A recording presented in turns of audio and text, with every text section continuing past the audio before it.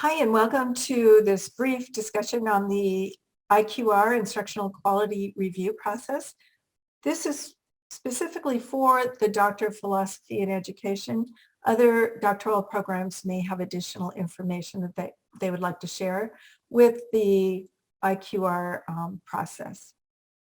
So the Instructional Quality Review for chairs is a process that we're implementing to help calibrate and provide consistency in the practices of chairs across all doctoral programs. So all the doctoral programs are doing IQRs now. So we're communicating those expectations and preferred practices, but we also want to hold dialogues with you and learn from you. What are best practices that you're discovering that work with our students? And we want to answer your questions about your role and your experiences. And so this is going to be a two-way process. And then these IQRs will be conducted cyclically on a regular basis. So we do have something to help us along with this. It's an IQR rubric, and I'm going to switch over to that. And you will be emailed this document, and we will go into a couple of your dissertation classrooms and we'll take a look at what's going on in there, and then before we hold our conversation with you. Meanwhile, there are 5 criterion, and we're going to ask you to go ahead and assess yourself before we have our live meeting on each of these criterion. And here are examples within each of the criterion of what that looks like. So the criteria in the IQR rubric are inspiring student progress, instructive feedback to students, high expectations, establishing relationships, and process expertise. And you will see that we also have 4 levels of proficiency for each criterion: distinguished, proficient, developing, and beginning. Okay, so we will, so then the reviewer will also go in and provide comments once you give us your self-assessment. We go into a classroom, we will give comments of what we are observing before we have our conversation. We will kind of be prepared with sharing with you some of the things that we're observing in your classroom. So one of the best practices that we're trying to put in place is evidence in the classroom of student work and of interaction between the student and the committee. So even though there's all this progress and process going on outside of the classroom, we are asking you to work with the student to pull it into the classroom so that we can see, as a doctoral program, the pace of the student work and growth. This also gives students in chairs a place where they can easily track progress. They can go in and get that student draft. They can see what happened in the previous class, why maybe the student hasn't progressed as much as they should have, because it's monitored in the discussion boards that maybe the student had was ill or had a family member that was ill or whatever. So you can kind of track where the highs and lows are and the ups and downs of the student's work across the lifetime of the dissertation. And then we're also looking at that collaboration between the student and committee.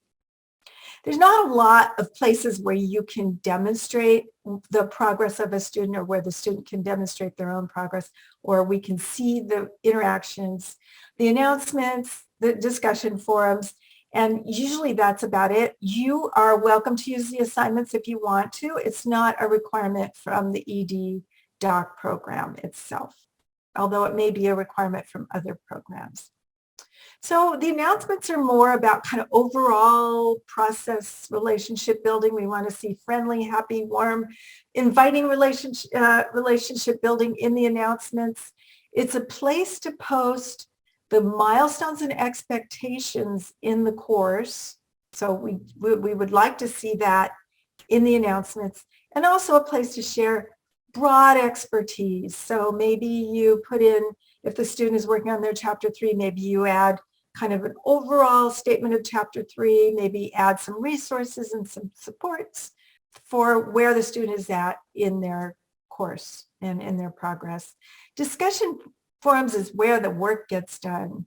We want to see the support and relationship building on the micro level, week by week, the student got sick last week, they were sick for a couple weeks, their computer blew up, kind of what's going on with the student and how are you supporting that student to keep moving forward, maybe asking them to provide, do just a little bit of work just to keep progress going and keep that dissertation fresh in their mind, okay?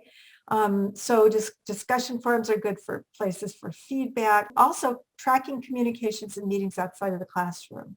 So if things go on outside of the classroom, which probably they are, we're asking you to please go ahead and also monitor those communications and those exchanges in the classroom. And you can do that yourself, or you can ask the student to go ahead and just, hey, post a little note of what we discussed in our meeting, or what post a note that we had this email exchange, and go ahead and post, your draft. It's nice if you can also post your feedback in the discussion forums. If your feedback occurs outside of the classroom, please also post that in the discussion forums. Again, the assignments are optional. Let's talk about each of the criteria. So inspiring student progress is holding them accountable for meeting timelines and goals, working with students to develop session goals and timelines, monitoring progress, and so forth, okay? And also using Zoom and FaceTime to keep them moving, connect with them, ask them if they have questions, answer their questions, provide next steps, relevant suggestions. If progress is not made, do not give that student a passing grade. You want to say no progress. But if you give them a no progress, there needs to be evidence in the classroom of no progress. And it would be something like the student is not posting their drafts and so forth, but that the chair is saying, I'm not seeing your work. I need to see your work. If I don't see your work, I'm going to have to give you a no progress. And we're seeing that communication consistently from the chair across the weeks within those discussion boards. I want to show you a little tool that we like to use to help support students in their milestone work.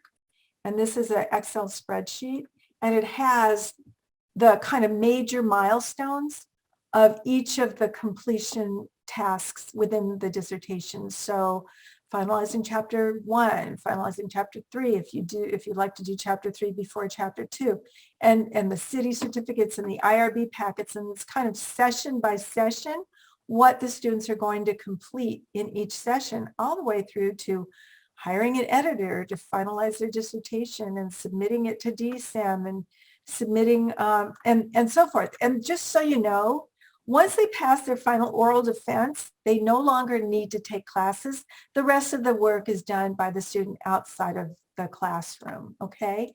Now, hiring an editor, I just want to say very quickly, it's not required. The student is not required to hire an editor, but it's strongly recommended. You can recommend it. And if the student is not making progress in their writing skill, if the quality of writing is not perfect, then they're just going to have to keep paying for classes, which is the equivalent of hiring an editor. So there's that kind of rationale that you can also share with the student. So that's the progress piece. Instructive feedback has to do with, relevant recommendations, guidance on writing and composition, alignment, making sure that the reader is led logically from the introduction of the problem through to what the study will try to accomplish and so forth, the drafts within the classroom, and also your feedback on the drafts within the classroom. High expectations is holding the student accountable for doctoral work. We're looking for iterative review, helping the student get better and better, seeing more, seeing high quality content. The other thing we're asking you to do is collaborate with that committee member at least once per class. We do our best to put committee members in that have topic expertise, content expertise in the student's dissertation topic. So go get that input from the committee member. They may have resources. They may be able to share their own dissertation with the student. They may be able to provide input. So especially chapter 1, share that with the committee member along the way and get their input. And again, we ask you to work with that committee member at least once per class, have them take a look at the draft of what the student is doing. Okay, establishing relationships again with the committee member, warm welcoming announcements, posts are personal and related directly to the student's needs and what's going on, their life events, what's going on with them. Respond promptly to the students, no more than a week turnaround on feedback. Supporting students in a personal and meaningful way. Get off, don't be in that ivory tower with that academic language. Talk to them in ways that they can really understand, in ways that make sense to them. Be open to their questions, encourage their questions, have live phone calls, text with them. Even if it's just a quick question, be open to their asking that quick question rather than sitting on it and not really making progress. And again, looking for a collegial relationship with the committee member as well. Process expertise, again, is the process of the dissertation. So guiding the student through those milestones of the dissertation, through their data collection and analysis, and so forth. So the next steps, IQR next steps, program faculty reach out to you by email. Again, we're asking you to complete that self-evaluation within a week or before the live meeting that we have with you. We're going to set up that live meeting through Zoom, hopefully, and then we will we will look at your self-evaluation, and we will then go ahead and provide feedback and scoring, and then you will be able to also add your comments in your faculty portal, and that will be there as a record of your IQR evaluation. Thank you so much, and we truly look forward to our conversation with you and share some of our hopes with the process and practice of chairing our dear students. So thank you so much, and we'll be in touch.